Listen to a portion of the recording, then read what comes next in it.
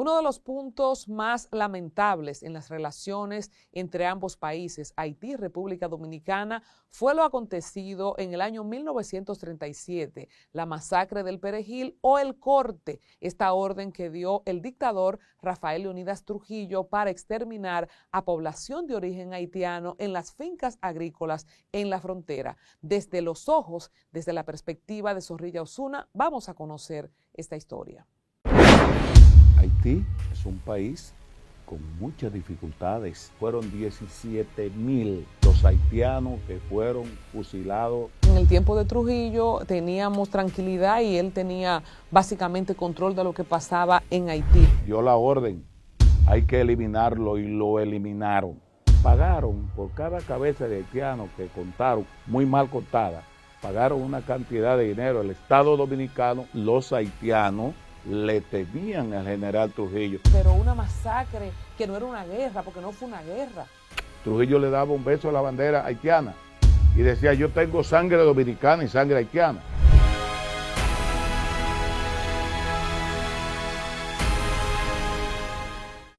En el tiempo de Trujillo teníamos tranquilidad y él tenía básicamente control de lo que pasaba en Haití. Voy a insistir en la pregunta. Desde ese tiempo de la restauración llegamos al final de la era de Trujillo y no tuvimos de nuevo ninguna situación con Haití. Sí, tuvimos una situación que tenemos que mencionarla y que el propio doctor Joaquín Balaguer dice que eso sería un ataque de cólera. ¿A qué me refiero? Me refiero a que en el año 1937, a lo que se le llama el corte, que hay, el doctor Balaguer dijo que fueron 17,000 los haitianos que fueron fusilados en la parte noroeste, en Montecristi, Dajabón, en la línea, en esa zona. ¿Qué sucedió con eso? A Trujillo le daban los informes de que había muchos haitianos haciendo robo, haciendo de todo y que no obedecían a nadie. Y entonces él dijo, bueno, dio la orden, hay que eliminarlo y lo eliminaron. Esa fue una situación bastante complicada para él porque por eso él no pudo ser candidato a la presidencia en el año 1938. Le impusieron unas sanciones, el doctor Joaquín Balaguer. ¿A nivel internacional? Sí, a nivel internacional, pero él tenía muy buenas relaciones con el presidente de los Estados Unidos, con Roosevelt, Franklin Delano Roosevelt. Y manejaron esa situación y le fue muy bien porque si bien es cierto que él no fue presidente, pagaron por cada cabeza de haitiano que contaron, muy mal contada, pagaron una cantidad de dinero. El Estado Dominicano pagó una cantidad de dinero al gobierno haitiano, que estaba precisamente Estenio Vincent, una persona con la cual él había tenido muy buenas relaciones, el general Trujillo. Entonces ahí los problemas de Haití se resolvieron y no hubo grandes dificultades de ahí en adelante, porque los haitianos le temían al general Trujillo, sobre todo después de esos acontecimientos que sucedieron. General. Es decir, que todos los gobiernos haitianos de ahí en adelante, desde que Trujillo llegó en el 30 hasta que lo mataron, a Haití llegaban los presidentes que Trujillo entendía que tenían condiciones para gobernar y que se iban a llevar bien con él. Así de poderoso era Trujillo. Así, claro. General, entonces, hablando de ese famoso corte, que es lo más parecido al genocidio de los judíos en el tiempo de Hitler y que tristemente nosotros figuramos en esos datos históricos, ¿por qué entiende usted que Trujillo toma esta medida? Que si Balaguer dijo que fueron 17,000... Ataque de cólera, sí.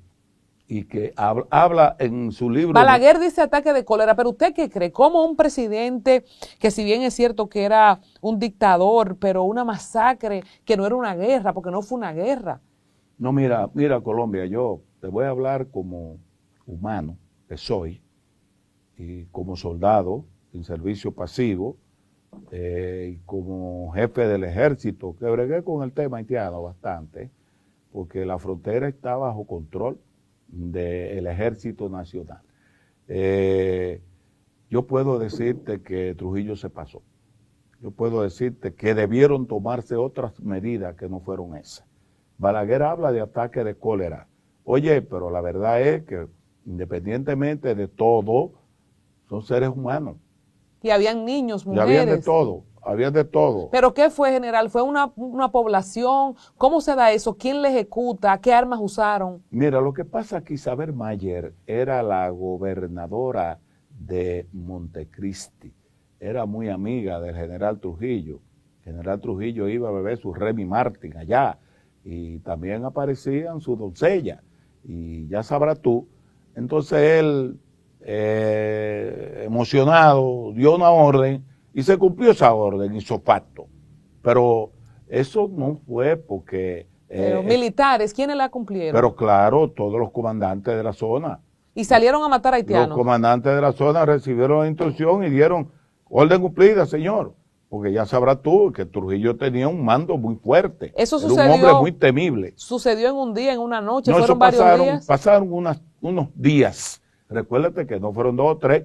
El corte tuvo unos días que estuvieron en esa acción, haciendo fosas, desapareciéndolo, etcétera. Una situación bastante difícil y que realmente debió tomarse una medida diferente a esa, porque fue en la misma isla que sucedió.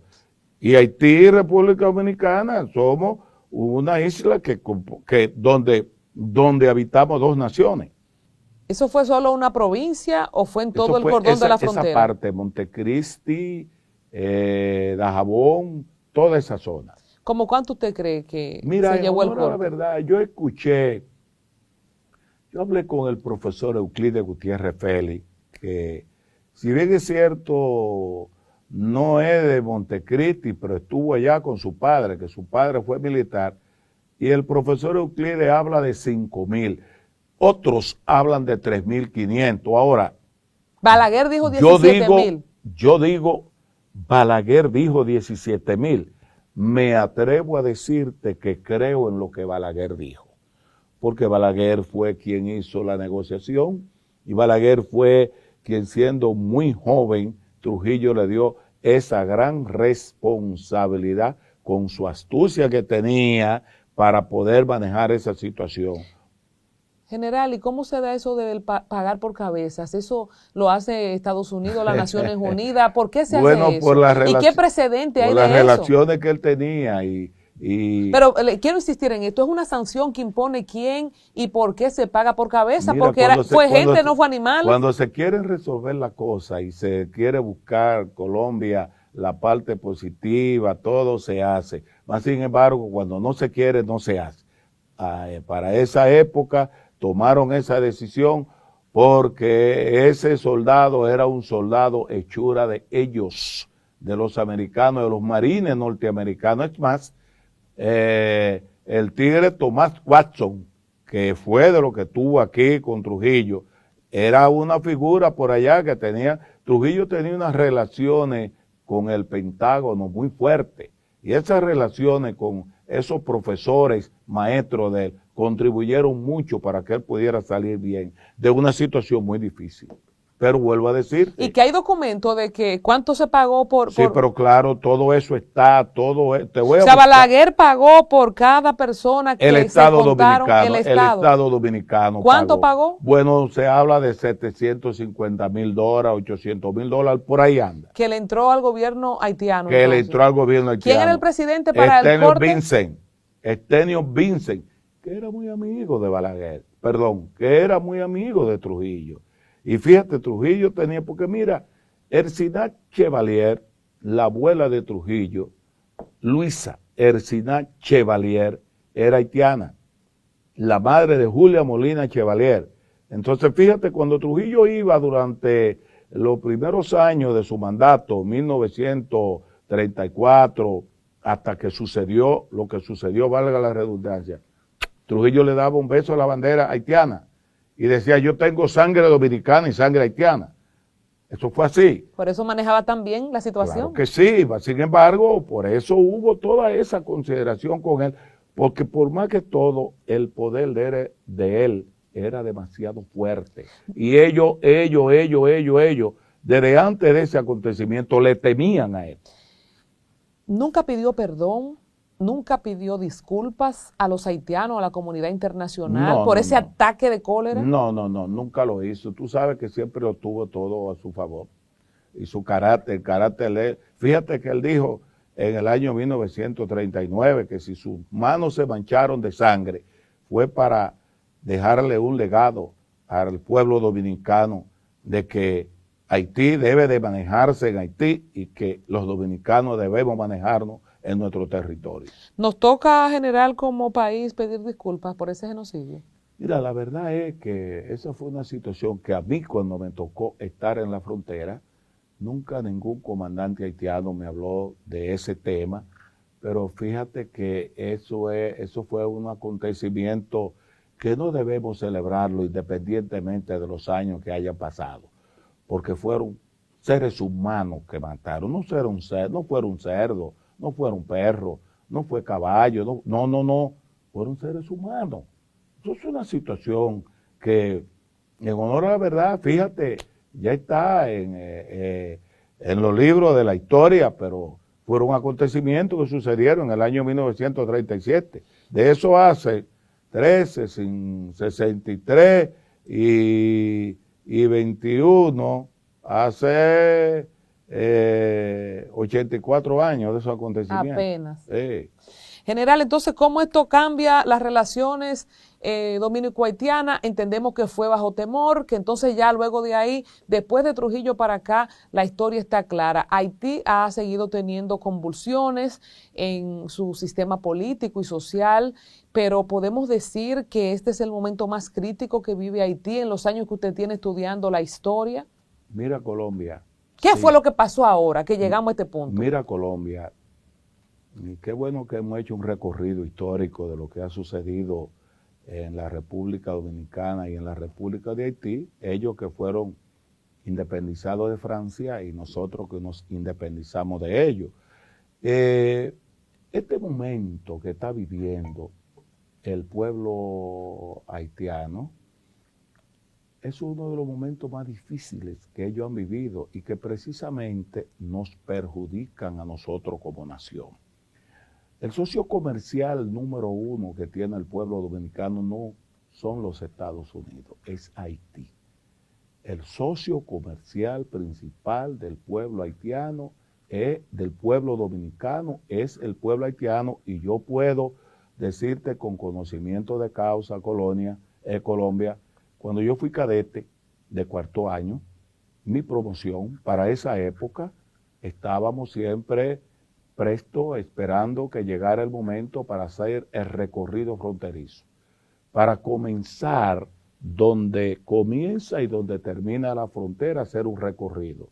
La frontera comienza en Pepillo Salcedo, Manzanillo, eso es ahí, pertenece a Montecristi, y termina en Pedernales. Estamos hablando de 313 pirámides, y estamos hablando de 6 zonas. Esa zona, a lo largo de la línea fronteriza, y 97 planos. Hubo un embajador, William Páez Piantini, que hizo un lindo trabajo cuando habla de las 313 pirámides, de las 6 zonas y los 97 planos de la línea fronteriza. Eso se pudo lograr. Debo decirte que el primer presidente que habló del límite fronterizo fue Ignacio María González en el año 1874, y después de él, el presidente Horacio Vázquez en el año 1929.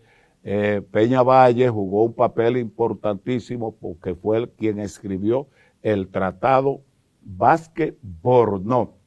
Horacio Vázquez, presidente de la República, y Bornó, presidente de Haití. Entonces, de ahí en adelante ya sabemos dónde está la línea fronteriza. Apenas desde el 1800... Del año 1874 se habla por primera vez de que se debe trazar el límite fronterizo, que imaginariamente entre Francia y España habían hablado de acuerdo al trazado de Ricci, pero que no existía nada. Pero en ese tratado se mencionó, se podía identificar la zona, tanto metro, tanto kilómetro. No, para esa época, entre España y Francia, el Tratado de Ryswick, lo que se habló fue de una parte, de la parte oeste y la parte este, pero no había línea. La línea como tal se pudo consolidar en el año 1999, donde fue que se pusieron las pirámides, a lo que se le llama los bordes, y ahí es donde sabemos dónde es Haití. La mayoría es de manera imaginaria, porque como tal, carretera internacional nada más son 65 kilómetros de Villa Nacaona hasta Banano Haitiano. Ese tramo de 65 kilómetros es lo que podemos conocer como carretera internacional. Todo lo demás es línea imaginaria. Yo te lo digo con conocimiento de causa porque fui siendo cadete y por demás cuando fui jefe del ejército, yo dije siendo cadete, si algún día llego a la jefatura del ejército voy a hacer este mismo recorrido. El Señor me dio las bendiciones y de verdad que hice el mismo recorrido. Ahora, contestando... pero le quiero preguntar, esta línea que usted dice que en el 1991... No, 29. En el 1929... Sí. En el 1929... Ratificada en el protocolo del 36. Entonces le pregunto, ¿Haití no hizo ninguna objeción? ¿Fue de conformidad? No. Comisiones de Haití, del gobierno de Haití de la época y comisiones del gobierno dominicano, así como en los archivos del Ministerio de Relaciones Exteriores están esos 95, lo que te dije de las 6 zonas y todo esos acontecimientos, ese informe de los planos y de la zona, así lo tiene en el archivo de Haití, porque fueron comisiones del lado dominicano y del lado haitiano. Hablemos de frontera, general, usted que la conoce, que ha estado ahí, esta frontera que es un poco imaginaria, que un poco en ese acuerdo que se hizo, se definió. ¿Cómo es la vida de la frontera en el marco de las relaciones dominico-haitianas actualmente? Hemos tenido una declaración de un senador que dice que en Pedernales, Dionis Sánchez, no hay presencia militar, que todo sigue igual, que todo sale y entra. Nosotros hemos hecho mucha crítica de los militares que están en la frontera, que no la guardan, que dejan de pasar los haitianos, que dejan pasar armas, que dejan pasar drogas. ¿Cómo es? ¿Qué tan porosa es la frontera? Mira, yo no sé por qué, te puedo decir con conocimiento de causa de que fui jefe de Estado Mayor y el jefe de Estado Mayor del Ejército es quien tiene la responsabilidad de la línea fronteriza, naturalmente con la supervisión del ministro de las Fuerzas Armadas, que siempre está y estará muy pendiente de lo que pasa en la frontera. Y la unidad que se creó, y no existía cuando yo era jefe del Ejército, el CEFRON, la seguridad fronteriza.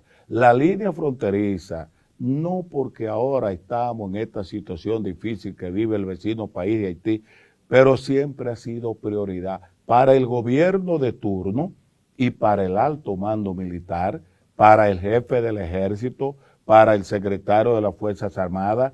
Yo respeto la forma de pensar del senador Dionis Sánchez, que dijo algunas cosas, pero yo te puedo decir que no es que hay una persona a cada metro, pero la frontera tiene supervisión.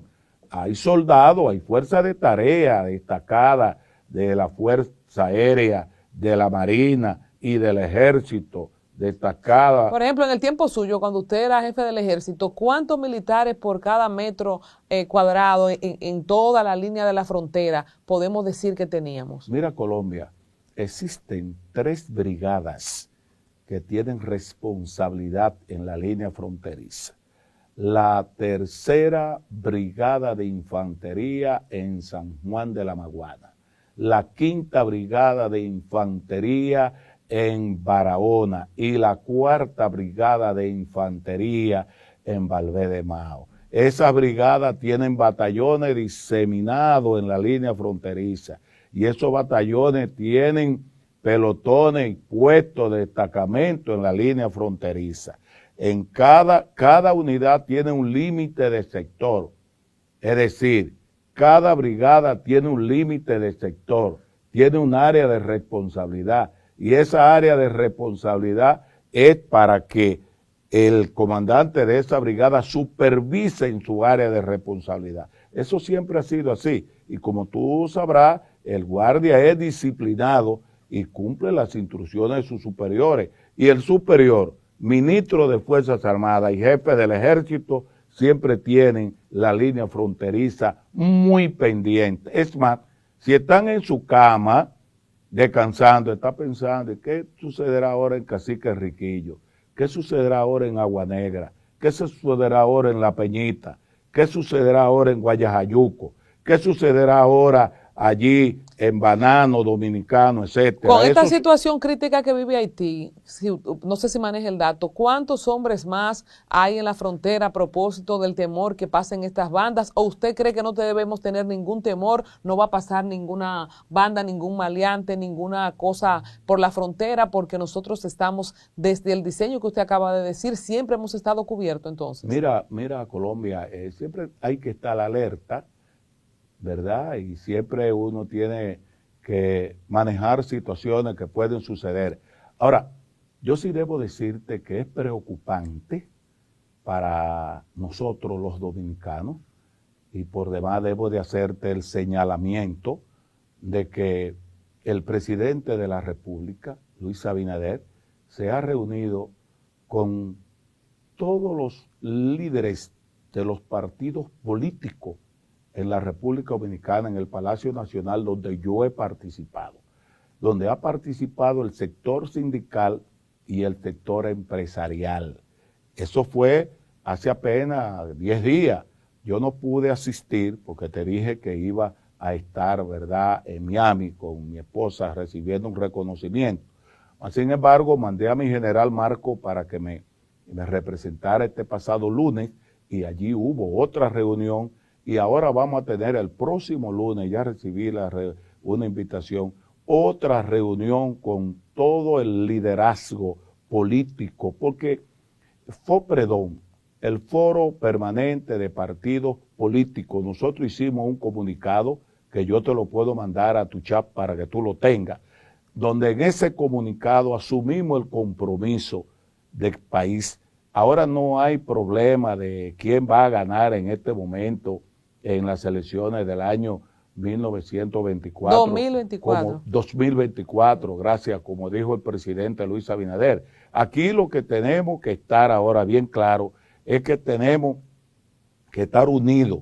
La unidad es fundamental para nosotros poder diseñar las estrategias correspondientes con la finalidad de que el problema haitiano se maneje donde tiene que manejarse, que es en Haití. Pero ¿cuál es de qué deberíamos estar preocupados, general? Porque quizás hemos sido abusados de información irresponsable, quizás estamos bajo un ataque de pánico, porque Haití ni siquiera tiene ejército, como usted ha citado en esta conversación. ¿Cuál es el temor que debe tener la República Dominicana? ¿Nos van a invadir? ¿Quién nos va a invadir? ¿Por qué estamos así en este ambiente de inseguridad? ¿Y por qué estamos tan preocupados? Colombia, el 7 de julio de este año, lamentablemente, asesinaron al presidente Jovenel Moïse.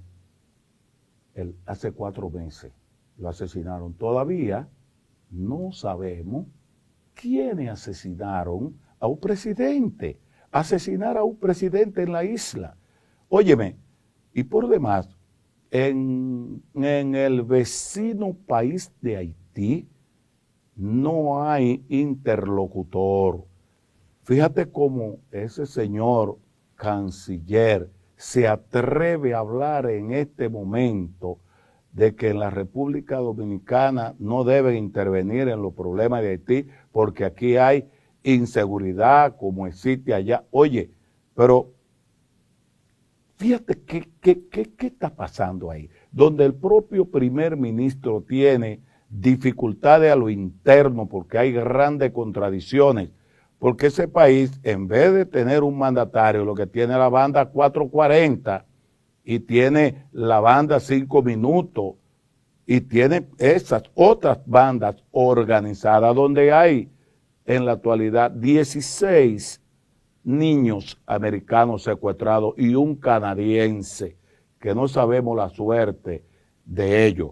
Y lo lamentable de esto, mi querida Colombia, es que escuché que un subsecretario norteamericano encargado de la Oficina Internacional para combatir el narcotráfico, Top Robinson, visitó la República de Haití el martes y al parecer es la decisión del gobierno americano donde dicen que ellos, el gobierno americano, ellos van a fortalecer a la policía de Haití, pero por favor, Haití tiene más habitantes que nosotros y no tiene 500 policías. ¿Qué es lo que qué se va a fortalecer allí? Allí no se puede fortalecer nada. Eso es un poco preocupante. 500 policías generales. Y eso es lo que hay allá. Allá no hay Fuerzas Armadas, no hay una institución de orden público. ¿Y qué se hicieron los antiguos militares? No, es que no hay. Yo te dije que los militares, la palabra ejército no existe. Pero esos hombres, porque del 1992 para acá tampoco es que ha pasado tanto tiempo, no hay un remanente. No hay. Ellos quisieron crear un ejército, pero un ejército no se crea así. Para crear un ejército hay que hacer una depuración profunda y hay que manejar temas profundos. Eso no se hace de la noche a la mañana. Ahora, lo preocupante para el pueblo dominicano, para el presidente de la República y para todos los dominicanos es escuchar la decisión que ha tomado los Estados Unidos. Fíjate, Colombia, en el año 1945, hasta el año 1945, cuando estábamos en plena Segunda Guerra Mundial, no se hablaba de la ONU, de la Organización de las Naciones Unidas.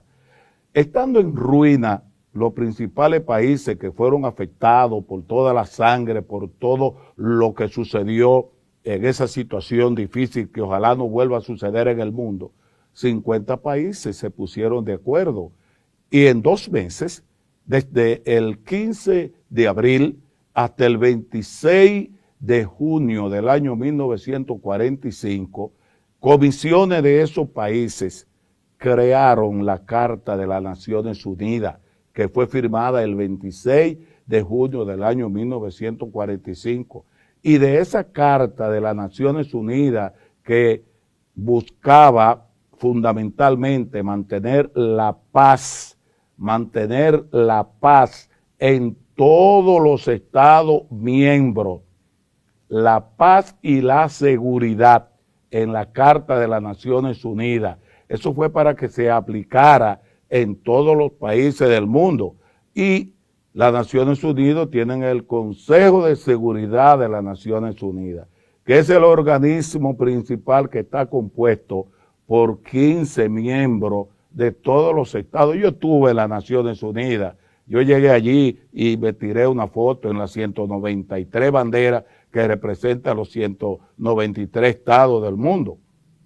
Entonces el Consejo de Seguridad de las Naciones Unidas no está compuesta por todos los miembros de las Naciones Unidas, por 15. Y el número 1 es China, número 2 los Estados Unidos, número 3 Reino Unido, número 4 Francia, la Unión Europea. Componen los 5 miembros permanentes de las Naciones Unidas y 10 miembros más que se eligen cada 2 años, que hasta ahora precisamente la elección de ahora del año 1921, la República 2021 general. 2021, gracias, huepa. 2021, la República Dominicana fuimos miembros del Consejo de Seguridad de las Naciones Unidas. Entonces, ya es hora, Colombia, de que el Consejo de Seguridad de las Naciones Unidas hayan sesionado y hayan tomado la decisión de mandar fuerza de paz, como lo establece el Consejo de Seguridad de las Naciones Unidas, observadores militares para mantener la paz y mantener lo que dice las Naciones Unidas, la paz y la seguridad internacional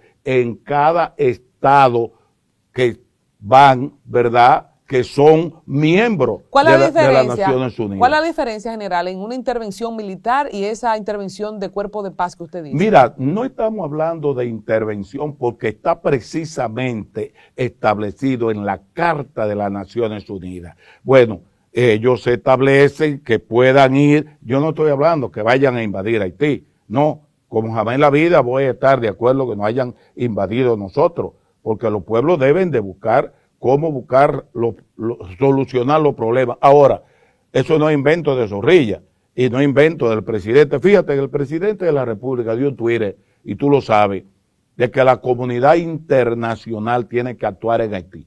Y yo entiendo que los Estados Unidos, que es un voto, ellos no son los 5 votos, ni los 10, ni los 15 votos. Ellos deben de reflexionar y deben de saber que aquí hay un Estado que se llama la República Dominicana, que tenemos grandes intereses en nuestro país, que hemos sido vecinos solidarios de Haití, pero por demás, cuidado, ¿qué es lo que se mueve con esto? O es que quizás el desorden que puede suceder en Haití con un país que no tiene gobierno, no tiene seguridad, lo que hay es un desorden, venga en un momento dado un ejército de haitianos, porque hay una hambruna que está acabando con ese pueblo. Estamos hablando de un 80% que no tiene con qué comer, que no tiene cómo ir a tener un empleo, a hacer nada. Salud, acceso a la salud. No hay nada. Entonces es una situación muy difícil. Una estampida de... Eso sí podríamos temer. La pregunta mía ahorita del cuidado en la frontera, general, usted que fue jefe del ejército, aunque no haya un ejército haitiano, aunque hayan solo más que 500 policías, podríamos tener una estampida por hambruna de haitianos queriendo venir a buscar combustible, alimentos. Podríamos ser incapaces de contener una masa de haitianos en la frontera. Yo te puedo decir a ti como soldado en servicio pasivo, y yo lo dije, Colombia, el artículo 17 de la Ley Orgánica de las Fuerzas Armadas le da poderes al presidente de la República para que los reservistas, como es el caso mío, que estoy en la reserva y que estoy todavía activo, física y mentalmente, podemos estar listos para contribuir con los soldados activos. Esperemos que ellos no intenten venir. Y es aquí lo lamentable. Por eso es, porque para contestarte a la pregunta, yo te digo a ti que sería imposible permitir que entraran.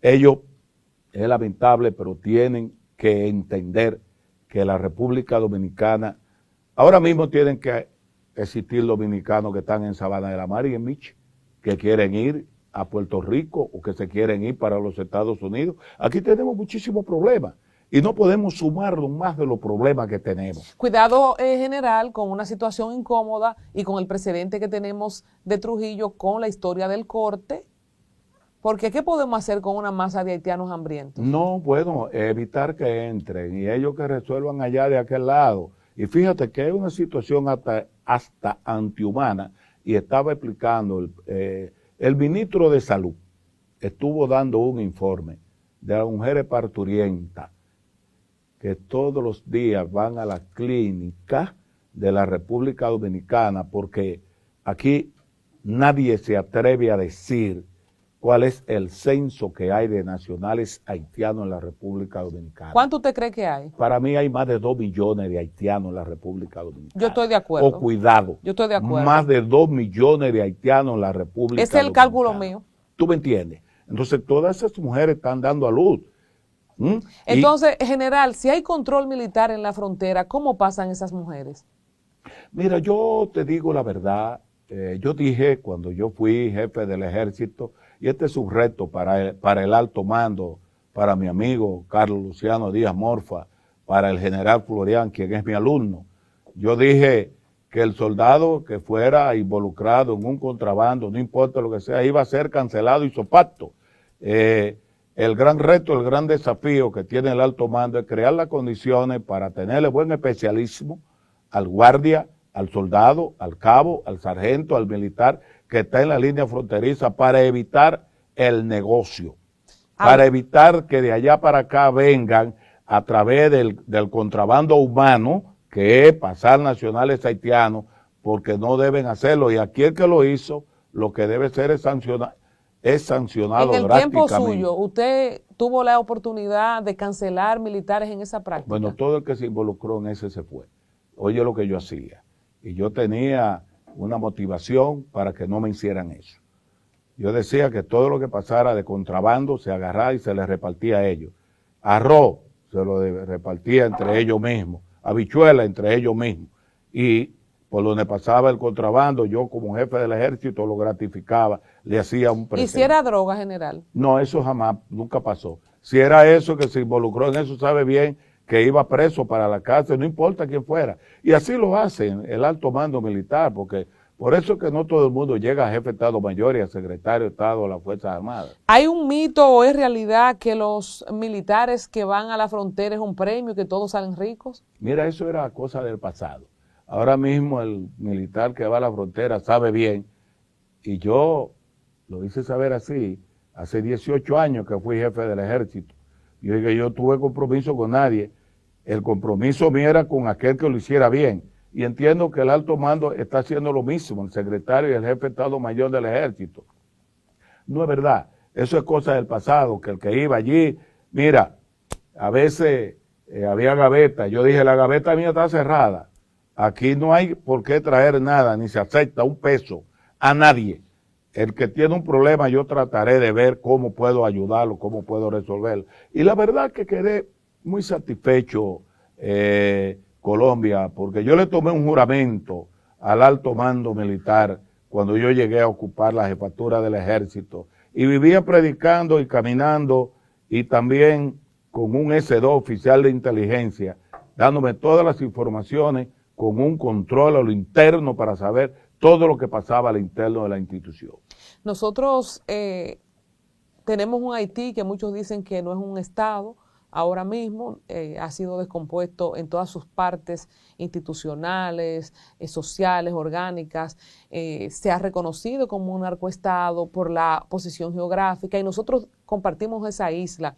Y hemos tenido aquí grandes casos, el más reciente, el de César el Abusador, en trámite ahora para ser extraditado desde Colombia. Y nosotros decimos, la droga entra por los mares, entra por la frontera, entra por el aire, por algún sitio entra. En el tiempo suyo, ¿qué tan tensa era la situación en la frontera? Hemos tenido el caso de Quirino también, sureño. Ya yo no estaba, ya yo estaba en retiro cuando sucedió lo que sucedió con Quirino, pero fíjate que lo que pasa en Colombia. Y la pregunta va en esto, ¿había mayor control antes? ¿Se abrieron las llaves en algún momento? Porque para muchos República Dominicana está camino a un narcoestado. Mira, Colombia, el problema grave que tenemos es que compartimos una isla con dos naciones. Por lo cual esa frontera debería ser muy celada. Claro, una isla entre dos naciones y allí hay un país que tiene grandes debilidades institucionales, que no tiene instituciones. Es un país donde hay una situación muy difícil, no ahora, desde hace mucho tiempo que eso está así. Entonces, es verdad, se dice que entra mucha droga por el aire, puede ser vía terrestre, pero fíjate que aquel que esté involucrado en eso sabe bien que no la va a pasar bien, porque tú puedes, formar parte, pero debe de saber, el que llega a una posición de mando es un sacrificio grande y tiene que trabajar fuerte y tiene que buscar con lupa. El gran desafío mío fue a quién yo iba a colocar en la línea fronteriza, a quién yo iba a poner como comandante de compañía, comandante de batallón, pero siempre teniendo bien claro que como conmigo no había compromiso de nada, ya sabía que aquel que cometiera cualquier delito, sabía lo que le iba a suceder. Y así lo he hecho yo y lo están haciendo las autoridades. Yo entiendo que el que quiere cuidar oficiales jóvenes que tienen esperanza de llegar a ocupar posiciones, tienen que cuidar su nombre. Yo estuve en Pedernales, Colombia, en el año 1993, yo estuve en Neiva, yo estuve en Jimaní, donde podían existir muchísimas ofertas, pero es que tú sabes muy bien, yo te estoy hablando con muchísimas limitaciones económicas para esa época, pero yo decía, yo tengo una familia, yo tengo una esposa, yo tengo una sociedad que me conocen, yo tengo que saber cuál debe ser el comportamiento mío. Si usted fuera el jefe del ejército ahora, situación de Haití, el grupo del G9, los 400 Pensamientos y todas las otras bandas que hay, ¿qué haría usted? Mira, Colombia, yo te diría, antes de contestarte lo que yo haría, yo debo de mandarle el mensaje al presidente Luis Abinader y se lo hago a través de tu programa y lo haré el lunes cuando esté en la reunión que me corresponde, pero por ser esta una situación de emergencia, lo que está sucediendo en el vecino país de Haití, el presidente de la República tiene que mantener su posición firme ante lo que son los organismos internacionales, es decir, lo que son las exigencias que él como primer mandatario, que él primero entre todos nosotros, tiene la Constitución, le da la facultad de representar al país, de que la comunidad internacional, los Estados Unidos, Francia, Canadá, Europa, deben de entender que el caso haitiano, ellos no deben de estar aislados del mismo, porque el Consejo de Seguridad de las Naciones Unidas, como te dije anteriormente, así lo establece. Y no estoy hablando de intervención, no estoy hablando de una fuerza de paz, estoy hablando de observadores militares. General, y si las Naciones Unidas y la comunidad internacional no quiere, ¿qué vamos a hacer? ¿Cómo lo obligamos a que brieguen en esta buena palabra dominicana? Bregar, pero que, como decimos, brieguen con Haití. ¿No podemos obligarlo? No podemos obligarlo, pero no podemos de hacerle saber al mundo que esa es nuestra posición como país. Que la posición como país es que los Estados Unidos tienen un voto y que son 15 votos que deben llamar al Consejo y sesionar para, no se trata de hacerlo de manera unilateral, sino de cumplir con lo que establece. Pues entonces no debió crearse la Organización de las Naciones Unidas. No. Lo que está establecido en una Constitución de la República, que es la ley de leyes, debe cumplirse. Esa es una Constitución para el mundo y se debe cumplir con lo que establece la carta, esa carta que fue firmada el 26 de junio del año 1945. Fíjate, si yo fuera jefe del ejército,